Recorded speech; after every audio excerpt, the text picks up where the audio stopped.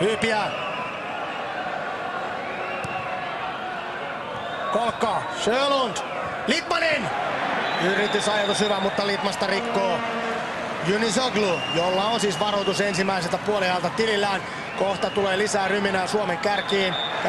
Pelin on tulossa Crystal Palacesta Fulhamiin vuokrattu Šefki Kucci. Šefki Kucci.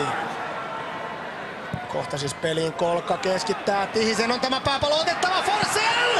Ja pallo maaliin! 1-1! Maalitekijänä Mikael Forsell! 17 maaottelu maali hänelle. Juhlapeli 50 maaottelu. Äsken pääsi jo vähän kritisoimasta Forsellia, mutta Miklu vastaa huuton. Suomi on jälleen EM-turnaustaistelussa mukana. Tihinen voittaa pääpallon siinä loistavasti. Ja kuka on siinä? Kuka lukee sitä reboundia?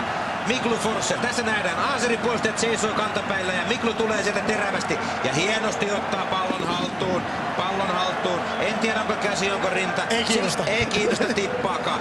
Rinnalla ja hyvin pistää. Kylmäverisesti. Siinä olisi moni hätäilyä ruvennut suoraan tekemään maalia. Ottaa pallon haltuun ja pistää sen tyhjään verkkoon. Loistavaa. Ei muuta kuin uutta suolea.